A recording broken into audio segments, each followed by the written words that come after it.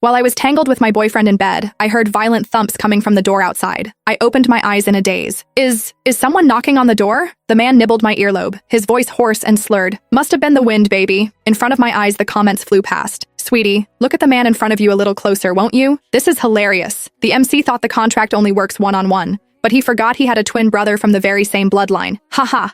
Why just one brother if you can have both? She won't have to worry about going hungry ever again. What a lucky girl. As my brain worked to process the information, a man's trembling roar came from outside the door. Hide, you scumbag! Get out here right now! I was a succubus that Jack had picked up from the side of the road. However, he had already stopped feeding me for half a month, saying that I had bullied Stephanie. I protested again and again. I didn't bully her. I just asked her to stop calling you in the middle of the night. I haven't eaten my fill in ages. He sent me a chilly glare. Do you think that's an adequate reason? Then, he took a glance at Stephanie's message on his phone, telling him she wanted to cut contact with him, and his tone took on a tinge of irritation. You've been by my side for ages, but it seems the only thing you've learned how to do is to humiliate people with money. I didn't humiliate her. His gaze was icy cold and judgmental, but I stood my ground, defending myself. It's none of my business if she thinks that money is humiliating. I, for one, think that money is the best thing in the world. Besides, it was clearly her fault in the first place. Sunday nights were the only time I was allowed to feed, and it was already nowhere near enough for a top-ranked succubus like me. On top of that, she would always call Jack, and my feeding session would be cut short by her episodes of getting harassed by men in a restaurant or needing someone to fetch her because she was too drunk. Every single time, Jack left immediately, leaving me high, dry, and most importantly, still extremely hungry. And so, I went to see her in private, handing her some money and asking her if she could choose to call Jack at another time. The moment that proposition left my mouth, she acted as if she'd been humiliated in the worst way humanly possible, gritting her teeth and crushing the banknotes I gave her under her foot. Don't worry, Miss Vesper, I have absolutely no interest in your boyfriend. I wouldn't look twice at that kind of man, so high and mighty, and I'd already rejected him more than 10 times before you two even met. He's the one who said we could still be friends. I didn't expect you to mind so much. Her eyes were rimmed red as she scoffed. Honestly, why does it feel like I did something shameful? Tell him that I won't ask him for help anymore in the future. I don't want to be called a mistress. And with that, she turned and left without a single glance back, all pride and icy arrogance. Her straight, unyielding figure definitely had the ability to stir a man's desire to conquer. I carefully thought over everything she said, and promptly concluded that she wouldn't disturb my feeding again. Before I could be happy about it, however, the whole thing reached Jack's ears, and the man who had always been calm and elegant got angry at me for the first time, believing me to have bullied Stephanie, and to be stubborn enough not to admit it. Do you know how difficult it is for someone as proud as her to ask for help in the first place? Why did you need to destroy her dignity like that? My eyes reddened with tears, but I kept on repeating,